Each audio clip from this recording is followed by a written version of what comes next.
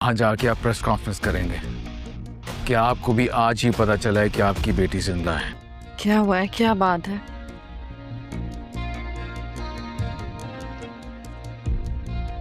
कुछ हुआ है क्या? वो जिंदा है। किसी ने पारस के जिंदा होने की खबर लीक कर दी है।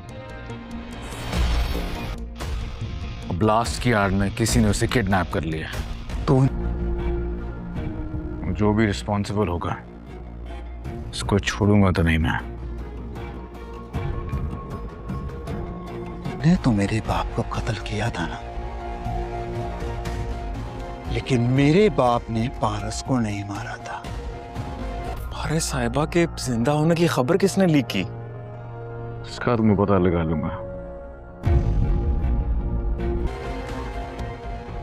जो तुम्हारी प्रिंसेस है ना, प्रिंसेस, तुम्हारी प्रिंसेस।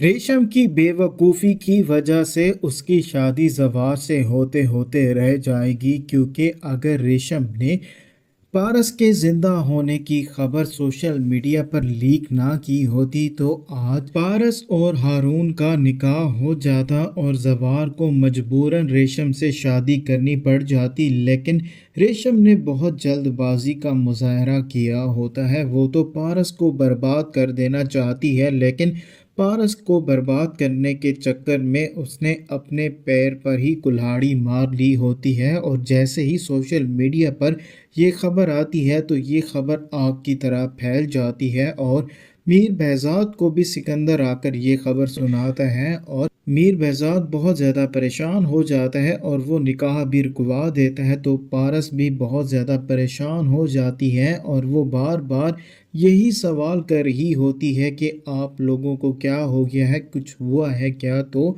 वहाँ पर मीर बहज़ाद यही बात बताएगा कि किसी ने तुम्हारे ज़िंदा होने की खबर लीक कर दी है और सोशल मीडिया पर हर तरफ यही बात हो रही है कि पारस ज़िंदा है।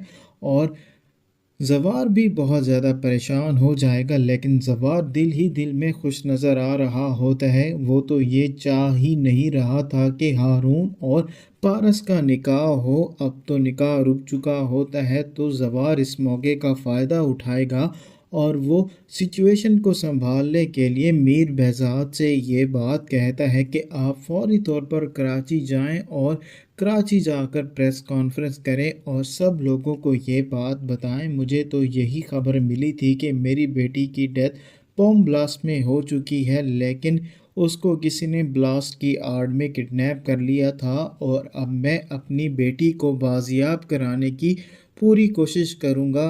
और मुझे इस बात की बहुत ही ज़्यादा खुशी है कि मेरी बेटी ज़िंदा है। और वहीं दूसरी तरफ अब रेशम बहुत ज़्यादा परेशान नज़र आ रही होती है, क्योंकि ज़वार ये बात कह रहा होता है कि मैं इस बात का हर सूरत में पता लगा के ही रहूँगा कि आखिरकार पारस के ज़िंदा होने की खबर किसने लीक की है, क्योंकि ये खबर यहीं से ही लीक हुई है और वो तस्वीरें भी ज़वार ने देख ली होती हैं। तो ज़वार का शक यकीन में तो बदल चुका है कि रेशम ने ही ये खबर लीक की है, लेकिन ज़वार के पास अभी कोई सबूत नहीं होता। वो ऐसे रेशम से कोई भी बात नहीं कहना चाहता बिना सबूत के।